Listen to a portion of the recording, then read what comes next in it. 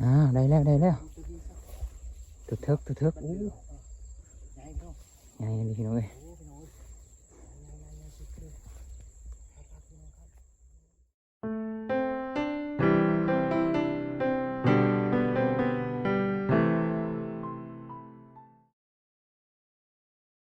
สำบายดีพี่น้องเนาะพอกันคือเก่ากับบ่คอนสนบทพี่น้องมื้อนี้ก็มาต่อพังพรคือเก่าพี่น้องเอ้ยต่อจากคลิปที่แล้วเนาะมา2คนคือเก่าหั่นแหละโอ้โตเบิ่งบรรยากาศจุดที่เฮาอยากต่อจนพรพังพรพี่น้องโอ้โตเบิ่งนะงามอีหลีพี่น้องอยู่ตีนผู้คือเก่าพี่น้องเอ้ยนี่ต่อจากคลิปที่แล้วเนาะว่าสิเฮ็ดคลิปเดียวมันก็ยาวเกินพี่น้อง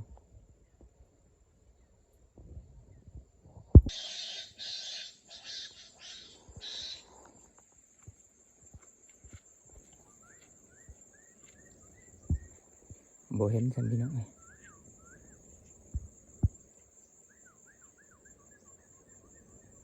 อ้ยไปต่อ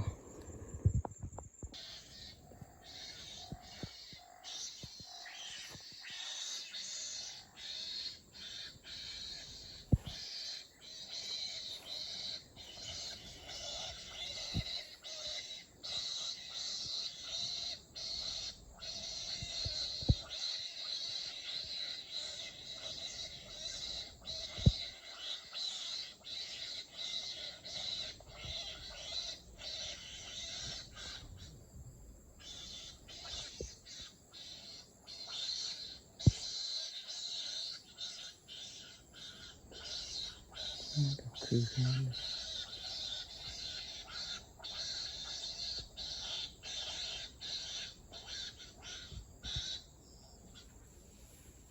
เข้าทางไหนลอยหรือบ่เจอพี่น้อง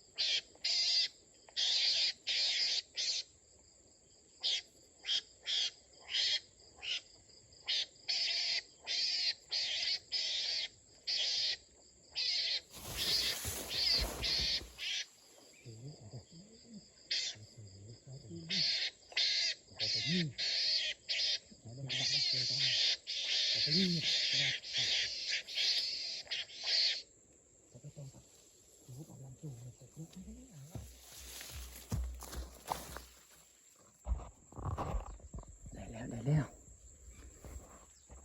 พี่น้องเอ้ย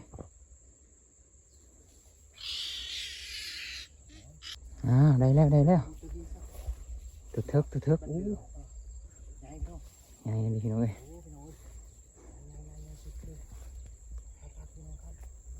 สุดยอดหลายอ้าวได้ตัวหนึงแล้วดีใจหน่อยนึงพี่น้องเอ้ย ใครแน่พี่น้อง เมื่อกี้ ได้ตัวใหญ่เนาะได้ตัวเทิกข้างใน เมื่อยแห้งเมื่อกี้นี่พี่น้องเอ้ย หน้าก็จะบูดๆแน่นอน ไปบัดนี้ไปต่อบัดนี้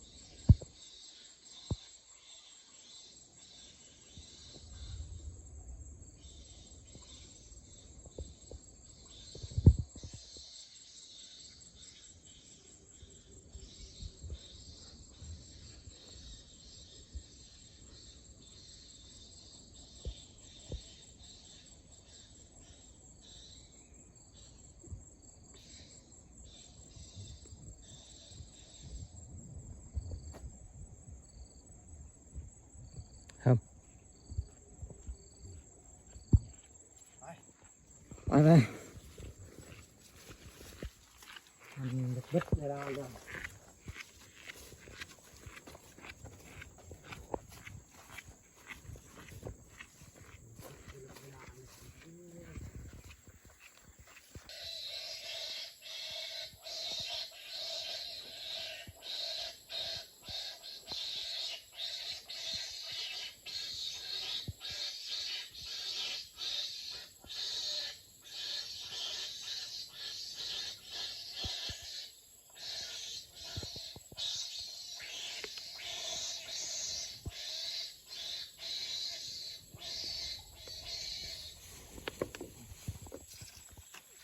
อ่างกระเจี๊ยบปีเลยหน่วงก็บ้าเลยนะ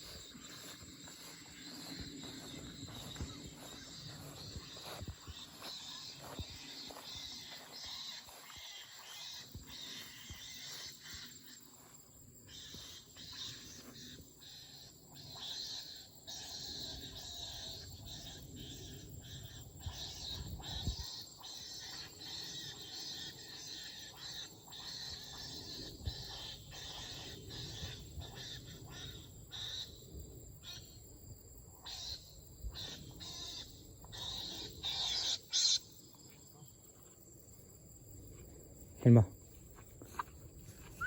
ไปโอ้ยบ่เห็นอีกแล้วพี่น้องเอ้ย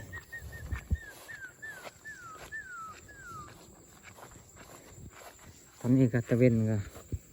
สิตกดินเลยพี่น้องเอ้ยยังสิหาทางเมื่อบ้านเนาะเพราะว่าทางนี้มันแม่นทางออกกระบาดหรือบ่แม่นเนาะไปมั่วเลยพี่น้องเอ้ยถ้าว่าบ่ถึกทางก็คำเลยนอนป่า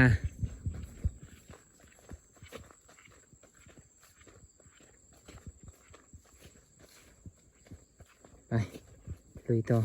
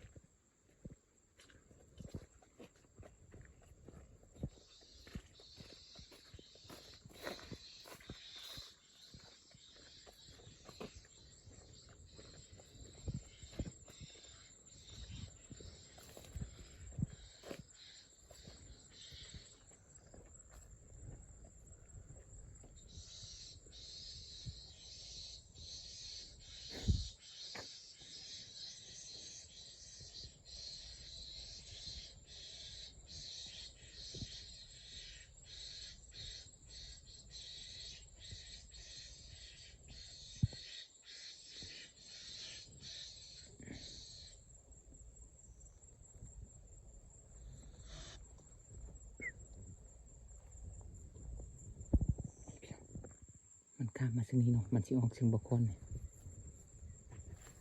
แต่ทับเลยเห็นแล้วมันออกมาซึ่งนี้กินพี่น้องซึ่งนี้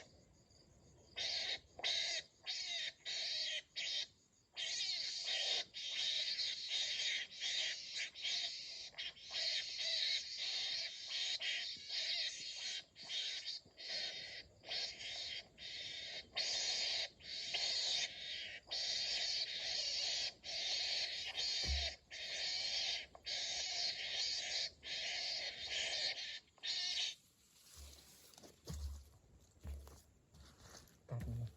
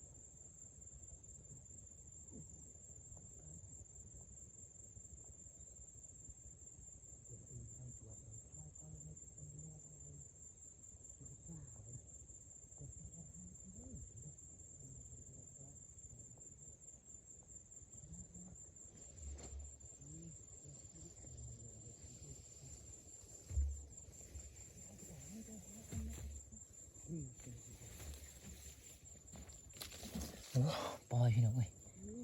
มองขาดพี่น้องเอ้ยใหญ่ตัวใหญ่มองขาด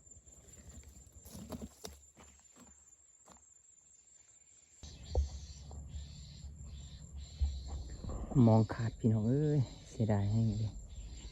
นี่ขาดเลยถือตัวใหญ่พี่น้องบ่มาเลยเลยเอาขอจบคลิปก่อนพี่น้องเอ้ยแบกชีเบิร์ดแล้วเนาะเจอกันในคลิปหน้าเนาะ